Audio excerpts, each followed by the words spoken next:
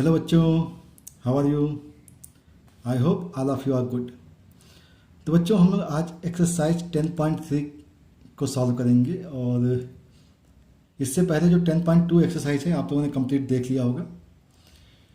तो जो एक्सरसाइज 10.3 है बेटा, वो एक्चुअली में वेक्टर अलजेब्रा हम लोग स्टार्ट कर चुके हैं। तो वेक्टर अलजेब्रा का पार्ट है वेक्टर अलजेब्रा, ठीक है ना। और वेक्टर अलजेब्रा में ये एक्सरसाइज क्या है बेटा? 10.3 है, ठीक है ना। तो इस एक्सरसाइज में हम लोग को बात करनी है बेटा प्रोडक्ट ऑफ वेक्टर्स के बारे में। तो हम लोगों ने यहाँ पे चीज़ें नोट कर रखी हैं, प्रोडक्ट ऑफ वेक्टर्स। और प्रोडक्ट ऑफ वेक्टर में जो फर्स्ट पार्ट है that is a dot product. अब डॉट प्रोडक्ट क्यों है उसके बारे में बात कर लेते हैं। दो वेक्टर का जब डॉट प्रोडक्ट करते हैं तो बेटा उस वेक्टर को हम लोग क्या लिखते हैं? ए बी कॉस थीटा, ठीक है ना।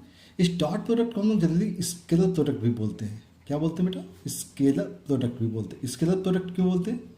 क्योंकि जब भी रिजल्ट, कभी भी रिजल्ट देखिएगा ध्यान से, ये जो रिजल्ट आया हुआ है वो रिजल्ट कैसा है? स्केलर है। तो जब रिजल्ट स्केलर आता है तो उस टाइप के प्रोडक्ट को हम लोग क्या बोलते हैं? डॉट प्रोडक्ट बोलते हैं। तो ध्यान रखना है कि जब भी किसी दो वेक्टर का अगर हम मल्टीप्लिकेशन कर रहे हैं और रिजल्ट स्केलर आता है तो उसको क्या बोलेंगे? डॉट प्रोडक्ट बोलेंगे। अब इसका बहुत सिंपल सा एग्जाम्पल होता है बेटा वर्क डन। वर्क डन क्या होता है बेटा? Force into displacement. फोर्स और डिस्प्लेसमेंट का जब भी प्रोडक्ट होता है, क्योंकि दोनों वेक्टर क्वांटिटी हैं, उनका जब प्रोडक्ट करते हैं तो वर्क डन आता है। और वर्क डन क्या होता है? एक स्केलर क्वांटिटी होती है, ठीक है ना। तो इस टाइप के केसेस को क्या बोलेंगे हम लोग? हमेशा डॉट प्रोडक्ट बोलेंगे, ठीक है। अब ए डॉट बी का मतलब क्या है? देखिए दो वेक्टर है बेटा, यहाँ पर ए वेक्टर है और दूसरा क्या है? बी वेक्टर है। दूसरा क्या है? बी वेक्टर है। और इनके बीच का एंगल सपोज कीजिए थीटा है। तो ए डॉट बी का मतलब होता है बेटा mod of A mod of B cos theta. Mod A मतलब magnitude, magnitude and a cos theta. तो मैग्नीट्यूड ये स्केलर क्वांटिटी, ये भी स्केलर क्वांटिटी, और कॉस थीटा क्या होता है? स्केलर क्वांटिटी होता है।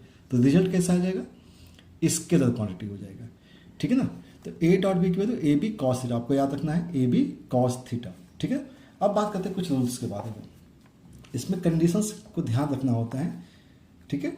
तो इसका रूल, फर्स्ट रूल है हमारे पास, A dot B is equal to B dot A, मतलब कम्यूटेटिव लॉ होल्ड करता है। ये क्या करता है? कम्यूटेटिव लॉ होल्ड करता है। अब कम्यूटेटिव लॉ क्या हो गया बेटा? देखो ध्यान से, ए डॉट बी का मतलब होता है बेटा ए बी कॉस थीटा। देखो वेक्टर नहीं लगाया मैंने, यहाँ पे स्केलर क्वांटिटी है। और बी डॉट ए करेंगे तो क्या बेटा? बी ए और उसके बीच का एंगल क्या बेटा? Cos theta. अब ए बी लिखिए या बी ए लिखिए, क्या फर्क पड़ना है? तो ए डॉट बी की वैल्यू बी डॉट ए के इक्वल होती है, मतलब ये कम्यूटेटिव लॉ होल्ड को होल्ड करता है, ठीक है। मतलब आप स्टार्टिंग ए से करिए या बी से करिए, आपकी वैल्यू क्या आएगी? इक्वल आएगी। नेक्स्ट कंडीशन के बारे में बात करते हैं। ए डॉट ए दिया गया, ए डॉट ए की वैल्यू मॉड ए स्क्वायर है। अब ए डॉट ए का मतलब क्या है? देखिएगा ध्यान से, ए वेक्टर डॉट ए वेक्टर का मतलब है ए कॉज। अब दो वेक्टर्स हैं बेटा, ए और ए का ए के साथ एंगल कितना बनेगा? सेम एंगल होगा, जीरो होगा। तो क्या होगा? कॉज जीरो हो जाएगा। कॉज जीरो की वैल्यू क्या होती है? 1 होती है। तो ये हो जाएगा ए स्क्वायर। तो इसी को हम लोगों ने क्या लिखा है? मॉड ए स्क्वायर, ठीक है ना। तो सेम क्वांटिटी का अगर डॉट किया जाएगा तो उसका क्या हो जाएगा? स्क्वायर हो जाएगा, मॉड ए स्क्वायर हो जाती है क्वांटिटी। नेक्स्ट बात करते हैं बेटा डिस्ट्रीब्यूटिव लॉ। डिस्ट्रीब्यूटिव मतलब ए डॉट बी प्लस सी किया गया बेटा, तो इसका मतलब है कि ए का डॉट बी के साथ होगा और प्लस ए का डॉट सी के साथ होगा। तो ये कौन सा लॉ होता है बेटा? डिस्ट्रीब्यूटिव लॉ होता है, ठीक है ना। और एक चीज़ और ध्यान रखिएगा बेटा, इसी में हम लोग बात कर लें कि किसी भी स्केलर के साथ किसी भी वेक्टर का ना डॉट होता है ना क्रॉस होता है। स्केलर क्वांटिटी के साथ हम प्रोडक्ट जब करते हैं तो इसके बारे में ऑलरेडी डिस्कस किया जा चुका है कि स्केलर के साथ किसी भी वेक्टर का ना डॉट होता है ना कोई क्रॉस प्रोडक्ट होता है, ठीक है। तो इसको सिंपल मल्टीप्लिकेशन बोलते हैं। नेक्स्ट है, अब इसी फॉर्मूले को देख लीजिए बेटा, यहाँ पे कॉस थीटा दिया गया, तो कॉस थीटा की वैल्यू अगर निकालनी होगी तो क्या करना पड़ेगा? A dot B upon mod of A mod of B करना पड़ेगा, ठीक है ना। क्योंकि फॉर्मूला देखिए यहाँ से, ए डॉट बी की वैल्यू क्या है? ए बी कॉस थीटा है, तो कॉस थीटा की वैल्यू क्या होगी? A dot B upon A B हो जाएगी। तो ये कॉस थीटा का फॉर्मूला आ जाएगा। वेक्टर के बीच का एंगल निकालने का तरीका आ जाएगा, ठीक है ना। नेक्स्ट, यहाँ पे जो कंडीशन है बेटा आई डॉट आई। अब आई जे के आपको पता होगा, आई जे के क्या होता है बेटा? एक्स की डायरेक्शन में जो कंपोनेंट होता है, डायरेक्शन होता है, यूनिट वेक्टर होता है, वो जे आई होता है। वाई की डायरेक्शन में जे कैप होता है और जेड की डायरेक्शन में के कैप होता है।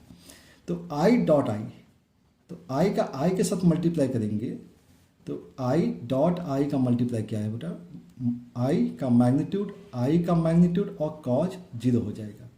आई का मैग्नीट्यूड यूनिट वेक्टर है, ऑब्वियस बात 1 आएगा, यह भी 1 आएगा, और कॉज जीरो की वैल्यू भी 1 होती है, तो वैल्यू क्या आ जाएगी, 1 आ जाएगी। तो I dot I similarly J dot J और इक्वल टू के डॉट के, ये सारी वैल्यूज इक्वल होती हैं और इसकी वैल्यू क्या होती है, 1 होती है। तो कभी भी आई के साथ मल्टीप्लाई होगा तो क्या लिखेंगे, 1 लिखेंगे। अब आई डॉट जे के बारे में बात करेंगे, तो आई डॉट जे के बारे में बात करते हैं। आई डॉट जे, तो आई का मैग्नीट्यूड, जे का मैग्नीट्यूड और इनके बीच का जो एंगल है वो 90 डिग्री है। आई और जे के बीच का एंगल कितना बेटा, 90 है। तो कॉज 90 को होती है 0, तो कंप्लीट क्या हो जाएगा, 0 हो जाएगा। तो ऐसे जे और के के बीच का एंगल देखिए, जे और के के बीच का एंगल, ये भी एंगल क्या होता है, 90 होता है। और के और आई के बीच का ये भी एंगल क्या होता है, 90 होता है। तो सभी एंगल्स क्या होते हैं, 90 होते हैं, इसलिए इसका रिजल्ट क्या आ जाता है, 0 आ जाता है। ओके, चलिए नेक्स्ट बात करते हैं। अब मान लीजिए यहाँ पे 2 वेक्टर दिए गए बेटा, वेक्टर ए लिया गया है, वेक्टर ए को हमने लिया है a1i plus a2j plus a3k, और बी वेक्टर को लिया है b1i plus b2j plus b3k। ये 2 वेक्टर की क्वांटिटी हैं, तो इनका प्रोडक्ट अगर किया जाए तो प्रोडक्ट कैसे होगा, देखिएगा ध्यान से। a डॉट बी की वैल्यू, ध्यान से देखिए, a डॉट बी की वैल्यू क्या लिखा मैंने, मल्टीप्लिकेशन बहुत सिंपल सा होता है बेटा, देखिएगा। अब मल्टीप्लिकेशन का मतलब क्या है, यहाँ पे ए vector a1i plus a2j plus a3k, ठीक है ना, इसका मल्टीप्लाई कर रहे हैं हमने, डॉट कर रहे हैं b1i प्लस b2j और प्लस b3k, ठीक ना। तो a1i का मल्टीप्लिकेशन b1i के साथ यहाँ पे करेंगे तो i डॉट आई क्या होता है, 1 हो जाता है, क्योंकि ये क्वांटिटी तो कैसी है, स्केलर है, a1 b1 लिख दिया। अब इसी का मल्टीप्लिकेशन हमने j के साथ कर दिया तो i डॉट जे की वैल्यू क्या होती है, 0 होती है। तो ये कंपोनेंट क्या हो जाएगा, 0 हो जाएगा। यही i का मल्टीप्लाई k के साथ करेंगे तो क्या रिजल्ट आएगा, 0 आ जाएगा, क्योंकि i डॉट k की वैल्यू क्या होती है, 0 होती है। ठीक है, i डॉट k की वैल्यू क्या होती है बेटा, 0 होती है। सिमिलरली हम j की मल्टीप्लिकेशन अगर i के साथ करेंगे तो 0 हो जाएगा, j का j के साथ कंपोनेंट आएगा और k का k के साथ कंपोनेंट आएगा। मतलब आपको डायरेक्ट याद रखना है, a1 का b1 के साथ, a2 b2 और a3 b3। तो ये देखो a1 b1, a2 b2 और a3 b3 आ गया। तो ये आपका क्या हो जाएगा, प्रोडक्ट हो जाएगा। ठीक है ना, बात करते हैं प्रोजेक्शन ऑफ वेक्टर की। नेक्स्ट केस है प्रोजेक्शन ऑफ वेक्टर। तो कोई भी वेक्टर दिया जाए, ये वेक्टर बी लिखा हुआ है मैंने, ये वेक्टर क्या है, बी है, इसका प्रोजेक्शन मुझे चाहिए ए वेक्टर पर, ए वेक्टर पर प्रोजेक्शन। तो प्रोजेक्शन मतलब होता है ये आपका, ये डिस्टेंस चाहिए, ये डिस्टेंस चाहिए। इस डिस्टेंस पर अगर देखें तो हम लोग को मालूम है कि ए डॉट बी की वैल्यू होती है ए बी कॉस थीटा। क्या होती है, ए बी कॉस थीटा होती है। अच्छा, ये जो कंपोनेंट आता है नीचे, बेस आता है, तो उसे क्या लिखते हैं बेटा, बी कॉस थीटा। इसको हम लोग साइड में लिख देते हैं जरा, ए वेक्टर। ये जो वैल्यू आएगी वो बी कॉस थीटा आएगी, क्योंकि इस ट्रायंगल में अगर मालूम है राइट एंगल ट्रायंगल है, तो कॉस थीटा की वैल्यू होती है बेस, ये बेस है, अपॉन हाइपोटेन्यूज। हाइपोटेन्यूज मतलब बी का मैग्नीट्यूड। मतलब हमें करना क्या है, बी कॉस थीटा निकालना है। बी कॉस थीटा का मतलब ये है। अब बी कॉस थीटा जो होगा वो क्या होगा, ए डॉट बी अपॉन क्या आएगा, ए आ जाएगा, ठीक ना। अब इसका मैग्नीट्यूड आएगा। सिमिलरली अगर बात करें projection of A on B, तो जिसके ऊपर होता है वो बेटा नीचे होता है, और यहाँ आएगा ए डॉट बी आ जाएगा। ठीक है, मतलब हम जिसके ऊपर प्रोजेक्शन निकालेंगे वो डिनोमिनेटर में होगा, और बाकी ए डॉट बी आपको लिखना है यहाँ पर। जैसे यहाँ पे प्रोजेक्शन ऑफ बी ऑन ए किया है तो ए नीचे आ गया है, ए डॉट बी ऊपर आ गया, तो ये प्रोजेक्शन का केस हो जाता है। नेक्स्ट बात करनी बेटा, A mod of A plus B का होल स्क्वायर को कैसे टैकल करना है। तो देखिएगा, मॉड ए का स्क्वायर, अभी बात की थी हम लोगों ने, मॉड ए के स्क्वायर की वैल्यू होती है बेटा ए वेक्टर डॉट ए वेक्टर। ठीक है, तो यहाँ पे भी हम लोग इसी टाइप से टैकल करेंगे, A plus B dot A plus B कर देंगे। और अगर कैसा कर दिया तो डॉट है, ध्यान रखिएगा, तो दो वेक्टर डॉट ए आ जाएगा। ए डॉट ए का मतलब मॉड ए स्क्वायर होता है, प्लस ए डॉट बी आ जाएगा, ए डॉट बी हो गया, प्लस अब बी डॉट ए हो जाएगा, बी डॉट ए हो जाएगा, और प्लस बी डॉट बी का स्क्वायर मतलब मॉड बी का स्क्वायर हो जाएगा। अब इसे देखेंगे तो ये ए स्क्वायर हो गया बेटा, नॉर्मली लिख देते हैं, इसे लिख दिया B square, plus A dot B और बी डॉट ए इक्वल होते हैं, इसलिए हम इसे लिख देते हैं 2a डॉट बी। या इसे आप ऐसा भी लिख सकते हैं, A square plus B square plus 2ab cos theta, अगर ए बी के बीच का एंगल थीटा है तो। ठीक है, बात समझ में आ गई होगी। ओके, तो अब इस टाइप से हम लोग क्या करेंगे, a माइनस बी का स्क्वायर भी लिखेंगे। तो a माइनस बी का स्क्वायर भी बिल्कुल सिमिलर टाइप से होगा, बस यहाँ पे माइनस होगा, तो यहाँ पे लिखते हैं बेटा हम लोग A square plus B square minus 2a dot B. तो ये आपको ध्यान रखना है, ठीक है ना। a प्लस बी प्लस सी का होल इसका करेंगे, तो जब होल स्क्वायर करना है तो यहाँ पे क्या आएगा बेटा, ए स्क्वायर आएगा प्लस बी स्क्वायर आएगा प्लस सी स्क्वायर आएगा प्लस 2। जब भी a और b को मल्टीप्लाई करेंगे तो डॉट लगाना है आपको, b डॉट सी होगा और प्लस का c डॉट ए आ जाएगा। तो इस टाइप से आप a प्लस बी प्लस सी के होल स्क्वायर को भी टैकल करेंगे। ओके, तो ये कुछ कंडीशंस हो गई बेटा। और बात करते हैं कुछ और कंडीशंस की, जैसे a डॉट बी की value less than equal to mod A mod B होती है। तो सिंपल सा केस है बेटा, देखो a डॉट बी इसकी जो वैल्यू होती है बेटा वो होती है a का मैग्नीट्यूड, b का मैग्नीट्यूड और cos थीटा होती है। अच्छा, a डॉट बी अपॉन कर दिया जाए मॉड ए मॉड बी कर दिया जाए, तो ये जो वैल्यू आएगी वो cos थीटा आ जाएगी, ठीक है ना। क्या निकाल दिया, cos थीटा। अब बात करें इसके मैग्नीट्यूड की, कंप्लीट मैग्नीट्यूड अगर ले लें तो ये कंप्लीट मैग्नीट्यूड का मतलब ये हो गया कि इसका मैग्नीट्यूड ले लिया। अब cos की जो वैल्यू होती है वो ऑलवेज भी लेस देन और इक्वल टू 1 होती है ना। cos की वैल्यू क्या होती है, 1 से छोटी होती है। तो इसका मतलब हो गया मॉड ए मॉड बी का मैग्नीट्यूड क्या होगा, ये इधर चला जाएगा, तो मॉड ए और मॉड बी, तो ये इनइक्वलिटी इस टाइप से होल्ड कर जाएगी, ठीक है। अब लास्ट जो है, लास्ट क्या है, सॉरी इससे पहले बाद में कुछ चीज़ें हैं। Mod of A plus B का value less than equal to mod A mod plus mod B होगा। तो सिंपल सा केस है बेटा, यहाँ पे देखो दो वेक्टर्स हैं, ए वेक्टर ये हो गया, दूसरा वेक्टर हमने बी ले लिया, ठीक है ना, दूसरा वेक्टर बी ले लिया और इसको अगर हमने ज्वाइन कर दिया तो ये वेक्टर क्या होता है बेटा, ए प्लस बी होता है। तो ये एक ट्रायंगल फॉर्म कर रहा है और ट्रायंगल की जो थर्ड साइड का मैग्नीट्यूड है, ट्रायंगल की जो एक साइड है ये ए प्लस बी, ये जो होती है वो ऑलवेज भी लेस देन इक्वल टू होती है sum of two sides, sum of two sides. तो ये ट्रायंगल इनइक्वलिटी हो जाती है कि किसी भी ट्रायंगल में किसी भी साइड की जो वैल्यू होगी वो रिमेनिंग टू साइड्स के सम के से लेस होगी। ये तो सिंपल सी प्रॉपर्टी है, ठीक है ना। तो ये आ जाता है केस 12th नंबर। ओके, हम लोगों ने काफ़ी प्रॉपर्टीज़ के बारे में बात कर ली है। इन सब प्रॉपर्टीज़ का आपको ध्यान रखना है अच्छे से, क्योंकि इन प्रॉपर्टीज़ पे ही हम लोग सारे क्वेश्चंस को सॉल्व करते हैं, ठीक है। नेक्स्ट एक प्रॉपर्टी है बेटा, हमें निकालना होता है vector along and perpendicular to a given vector. एक वेक्टर निकालना, देखना सिंपल सी चीज़ें होती हैं, बहुत सिंपल सी। ये वेक्टर ए है, ये दूसरा वेक्टर कोई बी है, हमें इस वेक्टर को, इस बी वेक्टर को इस वेक्टर के एलॉन्ग निकालना है और ये परपेंडिकुलर भी निकालना है। तो इसे हमने कुछ नाम दे दिया ओ पी और इसे लिख दिया एम। हमारा टारगेट है ओ एम वैक्टर निकालना और ओ पी वैक्टर निकालना, सॉरी एम पी वैक्टर निकालना है। क्या निकालना है, एम पी वैक्टर। ये दोनों चीज़ें मुझे निकालनी है।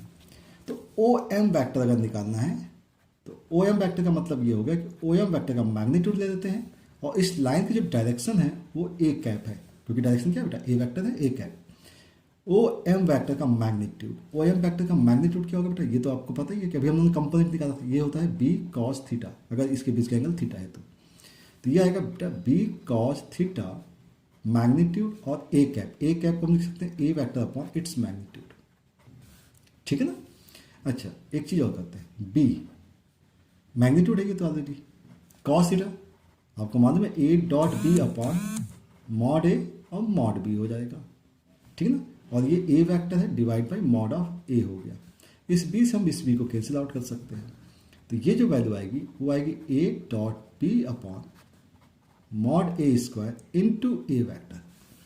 तो ये हो जाता है ओ एम वैक्टर, मतलब किसी भी वेक्टर का किसी दूसरे वेक्टर के एलॉन्ग आप कंपोनेंट निकाल सकते हैं, ठीक है ना। तो ये आपके पास रिजल्ट आ जाता है। सिमिलरली अब बात करते हैं एम पी की। एम पी का मतलब ये हो गया, देखिए बेटा ध्यान से, O M vector plus M P vector is equal to आप ओ बी वैक्टर लिख सकते हैं। वैक्टर एडिशन पता है आपको। अब ओ एम वैक्टर आपको मालूम है एम पी वैक्टर निकालना है, तो एम पी वैक्टर मतलब है ओ पी वैक्टर माइनस का ओ एम वैक्टर, ठीक है ना।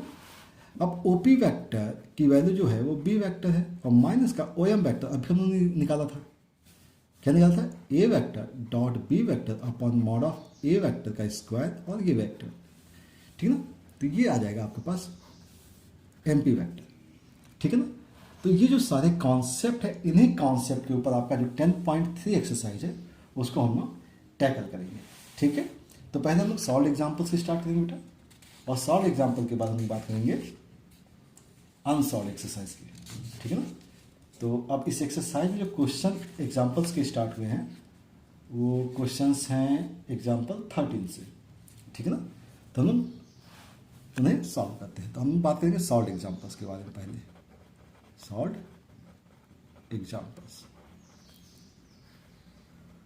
ठीक है। तो एग्जाम्पल है आपके पास यहाँ पे 13। तो बच्चों आप लोगों के पास एनसीईआरटी की बुक होनी चाहिए, क्योंकि हम क्वेश्चंस कंप्लीट लिखेंगे नहीं। तो find the angle between two vectors, vector A and vector B with magnitude. इसका मैग्नीट्यूड आपको दिया गया है 1 और इसका मैग्नीट्यूड है आपके पास 2 respectively when A dot B equal to 1 दिया गया। ए डॉट बी की वैल्यू क्या दी गई, 1 दी गई है। एंगल निकालना है, तो एंगल के लिए फॉर्मूला जो बताया था अभी cos थीटा इक्वल टू बताया था आपको A vector dot B vector upon magnitude of A into magnitude of B. अगर हम बात करें इसकी तो cos theta is equal to आ जाएगा ए डॉट बी की वैल्यू 1 है और मॉड ए की वैल्यू क्या है 1 है और मॉड बी की वैल्यू 2, तो 1/2। तो ऑब्वियस सी बात है cos थीटा की वैल्यू 1/2 कब होती है बेटा, जब थीटा की वैल्यू होती है π/3। तो ये एंगल आ जाएगा π/3, ठीक है। तो बहुत सिंपल सा क्वेश्चन हो गया था। नेक्स्ट बात करते हैं बेटा एग्जाम्पल 14 के बारे में। एग्जाम्पल 14 में क्या कहा गया है, फाइंड एंगल। अगेन क्वेश्चन में क्या पूछा गया है, एंगल पूछा गया है। वेक्टर्स दिए गए बेटा, वेक्टर ए जो दिया गया है वो है i प्लस जे माइनस के दिया गया है और वेक्टर बी जो दिया गया है वो है i माइनस जे प्लस के दिया गया है, ठीक है ना। तो वेक्टर के लिए आपके पास एंगल निकालने के लिए फॉर्मूला क्या होता है, cos theta A dot B upon mod A और मॉड बी होता है, ठीक है ना। तो आपका टारगेट क्या हो गया, ए डॉट बी निकालना है, डॉट निकालना है। ध्यान रखिएगा आई को आई से मल्टीप्लाई करना होता तो आई डॉट आई की वैल्यू क्या होगी बेटा 1 हो गई। जे को जे से मल्टीप्लाई करना है तो यहाँ पे लेकिन माइनस लगा हुआ तो -1 हो जाएगा। के को के से मल्टीप्लाई करना है तो ये माइनस का 1 हो गया, इसकी वैल्यू क्या होगी बेटा -1 हो गई, ठीक है ना। डॉट करना समझ में आया ना, आई को आई से, जे को जे के साथ और के को के साथ करना है। बाकी सारे रिजल्ट्स कैसे हो जाते हैं, 0 हो जाते हैं। अब ए का मैग्नीट्यूड निकालते हैं बेटा। ए का मैग्नीट्यूड कितना, अंडर ऑफ आई का कंपोनेंट 1 का स्क्वायर, जे कंपोनेंट 1 स्क्वायर, के का कंपोनेंट क्या है बेटा -1 का स्क्वायर। तो वैल्यू कितनी आ गई बेटा √3 आ गया। ऐसे बी निकाल दीजिए, अंडर ऑफ आई का कंपोनेंट 1 का स्क्वायर, जे कंपोनेंट -1 स्क्वायर, के का कंपोनेंट 1 का स्क्वायर, वैल्यू कितनी आ गई बेटा √3 आ गया। अब हमारा टारगेट ये है cos थीटा। तो cos थीटा की वैल्यू क्या आएगी, cos थीटा की वैल्यू क्या आएगी, ए डॉट बी की वैल्यू -1 अपॉन मॉड ए √3 मॉड बी √3 वैल्यू -1/3। ये हो गया cos थीटा। तो थीटा को लिखेंगे, थीटा लिखेंगे cos इनवर्स ऑफ माइनस का 1/3। तो ये आपके क्वेश्चन का आंसर आ जाएगा, ठीक है ना। तो थीटा निकालना बहुत सिंपल सा केस है बेटा, ठीक है। नेक्स्ट बात करते हैं एग्जाम्पल 15 के बारे में। यहाँ पे कुछ चीज़ें दी गई है। ए वेक्टर दिया गया बेटा 5i माइनस जे माइनस 3 के दिया गया है। बी वेक्टर दिया गया है i प्लस 3j माइनस 5 के दिया गया है। Then so that the vectors a plus B and a minus B are perpendicular, a minus B and a plus B are perpendicular. तो ऑब्वियस सी बात है, देखिए बेटा यहाँ पे a प्लस बी निकाल देते हैं और a माइनस बी निकाल देते हैं। a प्लस बी क्या, तो देखो 5i है प्लस का i मतलब 6i हो जाएगा, माइनस जे प्लस 3j है तो प्लस का 2j आ जाएगा, -3k और -5k मीन्स -8k हो जाएगा, ठीक है ना। a माइनस बी निकालना बेटा, तो 5i माइनस का i मतलब 4i हो जाएगा, माइनस ए -3 मतलब माइनस का 4j हो जाएगा और माइनस और प्लस तो प्लस 2k हो जाएगा, ठीक है ना। अब एक काम करना है, एंगल 90 होना चाहिए, cos थीटा की वैल्यू 90। तो cos थीटा क्या होता है बेटा A dot B upon mod A mod B होता है। अगर थीटा 90 है तो cos 90 हो गया, cos 90 की वैल्यू क्या होती है बेटा 0 होती है। तो ए डॉट बी की वैल्यू क्या आनी चाहिए बेटा, जीरो आनी चाहिए। इनका डॉट कैसा आना चाहिए, जीरो आना चाहिए। तो for right angle A plus B dot A minus B is equal to अगर देखा जाए तो डॉट करना होगा, ठीक ना। तो 6 इंटू 4 24, 2 इंटू 4 माइनस का 8 हो गया क्योंकि माइनस लगा हुआ है, और 8 इंटू 2 16, तो मतलब माइनस का 16। अब चेक कर लीजिए बेटा रिजल्ट क्या आ जाएगा, जीरो आ जाएगा। इसका मतलब है angle between A plus B and A minus B should be 90 degree. तो इस टाइप से आप इसे शो कर सकते हैं कि भाई एंगल जो है इसके बीच का 90 डिग्री है। ठीक है, बात समझ में आ गई होगी। ओके, नेक्स्ट बात करते हैं बेटा हम लोग यहाँ पे एग्जाम्पल 16 के बारे में।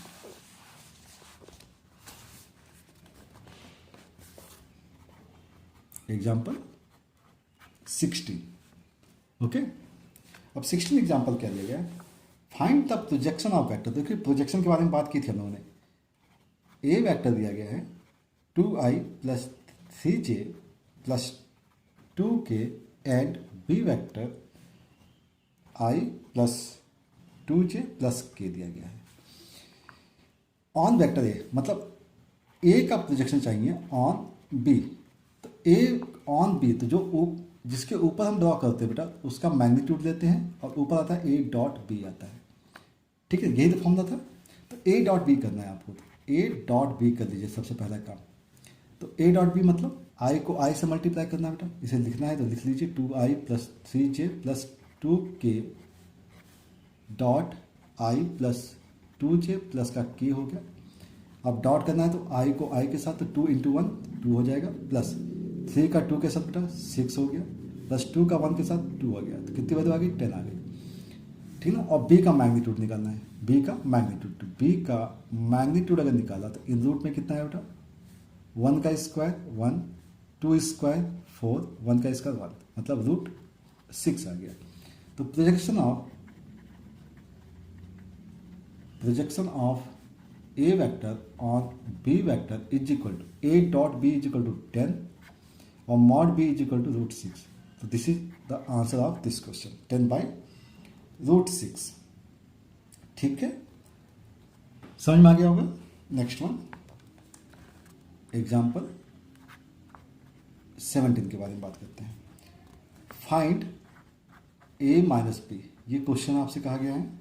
If two vectors, A vector दिया गया बेटा आपके पास, ए वेक्टर है का मैग्नीट्यूड दिया गया है 2, बी वेक्टर का मैग्नीट्यूड है 3 and A dot B is equal to दिया गया है 4।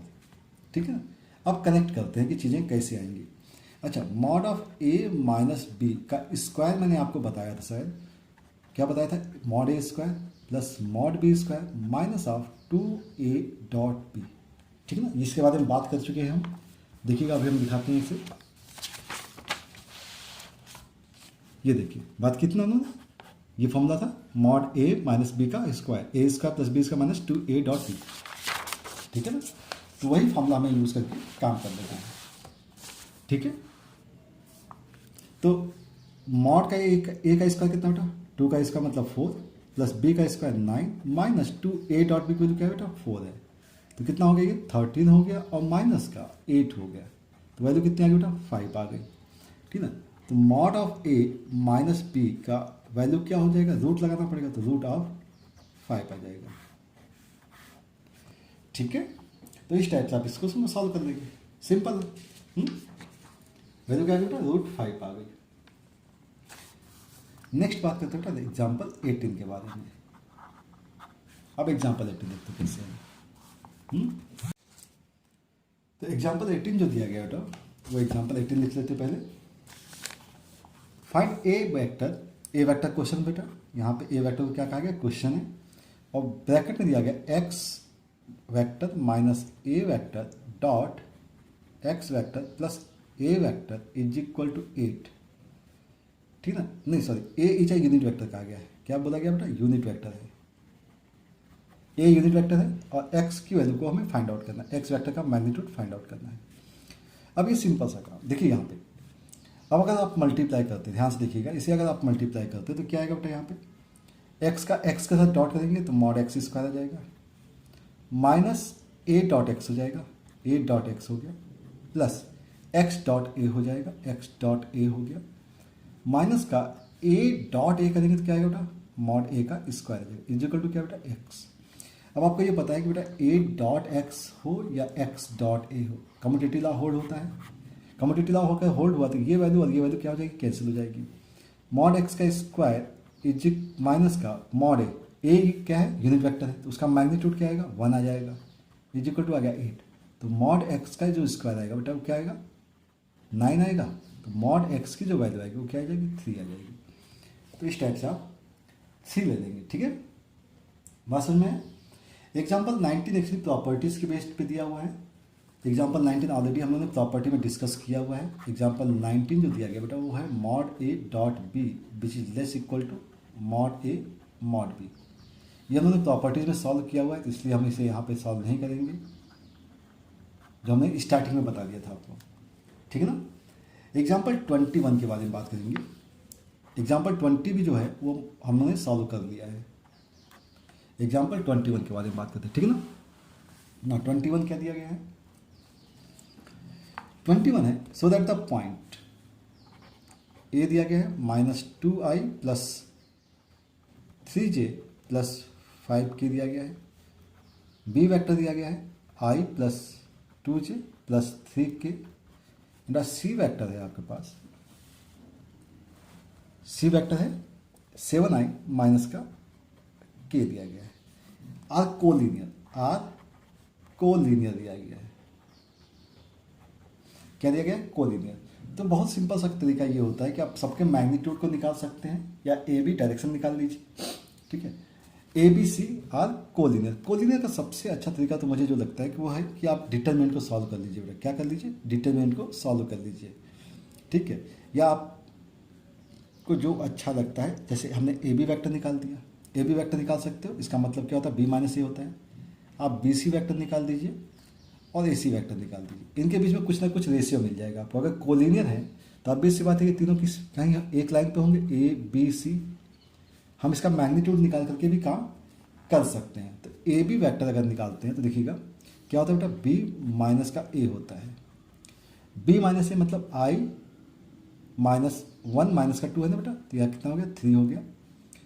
2 माइनस का 3 मतलब -1 हो जाएगा, 3 -5 मीन्स माइनस का 2। हमने इस टाइप से लिख दिया बेटा। और इसके बाद हम क्या कर देते हैं, इसका मैग्नीट्यूड निकाल देते हैं। मैग्नीट्यूड का तरीका आपको पता है, अंडर रूट ऑफ क्या आएगा बेटा, 3 का स्क्वायर 9, -1 का स्क्वायर 1 और -2 का स्क्वायर 4, तो रूट के अंदर कितना आया बेटा, 14 आ गया, ठीक है ना। इस टाइप से बी सी निकालते हैं। बी सी का मतलब हो गया बेटा सी माइनस का बी, सी माइनस बी करिए, 7 से माइनस किया आपने 1 को, तो यहाँ पे आ गया 6। अब यहाँ जे है नहीं तो इसको माइनस का 2 लिख देते हैं। के के लिए बेटा माइनस का ये है, माइनस का 3 तो माइनस का 4 हो जाएगा। अब हम बात करें इसके मैग्नीट्यूड की, तो बी सी का मैग्नीट्यूड जो निकालेंगे वो आएगा अंडर रूट ऑफ 36 प्लस यहाँ कितना है बेटा 4 आया और यहाँ आया 16, तो ये 40 और रूट 56 आ गया, ठीक है ना। रूट 56 को हम लोग लिख सकते हैं 2 रूट 14, ठीक है ना, रूट 14 के पैटर्न में ही ले आए। ए सी का मतलब क्या होता है बेटा, सी माइनस का ए होता है। आप सी माइनस ए निकालने की कोशिश कीजिए, सी माइनस ए, ठीक ना। तो सी 7 से 2 ये माइनस का है तो ऑब्वियस सी बात है क्या हो जाएगा बेटा, 9 हो जाएगा। यहाँ पे जे है नहीं तो यहाँ पे माइनस का 3 लिख दिया आपने। के लिए क्या करना है, माइनस का 6 कर देना है, ठीक है ना। अब आप करेंगे ए सी के मैग्नीट्यूड के बाद, यहाँ कितना बेटा 81 आया, प्लस 3 का स्क्वायर 9 और यहाँ पे 36। इसको अगर कैलकुलेट किया जाए तो ये वैल्यू कितनी आ जाएगी बेटा, रूट अंडर 90 प्लस 36 हो गया 126, ठीक है ना। कितना हो जाएगा 126 आ जाएगा। अब 126 को अगर हम लोग कैलकुलेट करें तो यहाँ पे कितना आ जाना चाहिए, अब देखते हैं यहाँ पे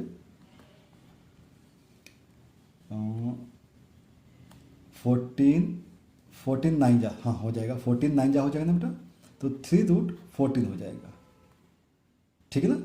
और 3 रूट 14 हो गया। तो अब अगर हम देखें यहाँ पे तो ए सी की जो वैल्यू है, ए सी का जो मैग्नीट्यूड है वो किसके बराबर है बेटा, ए बी का मैग्नीट्यूड और प्लस बी सी के मैग्नीट्यूड के इक्वल है। इसका मतलब है क्या है कि कोलिनियर हो जाते हैं। क्या हो जाते हैं? कोलिनियर हो जाते हैं। ठीक है। इसका दूसरा तरीका ये भी है बेटा, देखो बहुत अच्छा तरीका है जो कि हम लोग हमेशा यूज़ करते हैं, डिटरमिनेंट सॉल्व करते हैं बेटा। ए के कंपोनेंट्स क्या है बेटा? -2 3 1, -2 3 और 5 है। ठीक है ना, ए का कंपोनेंट। बी का कंपोनेंट क्या है बेटा? 1 2 3 1 2 3। और सी का कंपोनेंट है 7 0 और -1। इसके डिटरमिनेंट को सॉल्व कर लीजिए। देखिएगा -2 के रिस्पेक्ट में क्या आएगा बेटा? -2 और -0 आ जाएगा। -3, 3 के रिस्पेक्ट में -1 और -21 और +5, 5 के रिस्पेक्ट में क्या है बेटा? 0 आ जाएगा ना। ये क्या आएगा? 0 और -14। चेक कर दीजिए बेटा, ये आएगा +4, यहाँ आएगा 22 और 22 थी 66 और यहाँ -70। चेक कीजिए बेटा, रिजल्ट हमेशा 0 आएगा। तो फॉर कोलिनियरिटी किसी भी पॉइंट मतलब 3 पॉइंट्स के जो डिटरमिनेंट की जो वैल्यू आती है वो ऑलवेज 0 आती है। तो आप इस टाइप से भी इसकी कोलिनियरिटी को चेक कर सकते हैं। ठीक है। तो आई होप आपको ये क्वेश्चंस अच्छे से समझ में आए होंगे। ठीक है। हम लोगों ने सॉल्व एग्जाम्पल्स कंप्लीट कर दिया बेटा। अब बात करेंगे हम लोग अनसॉल्व कंप्लीट एक्सरसाइज की। ठीक है।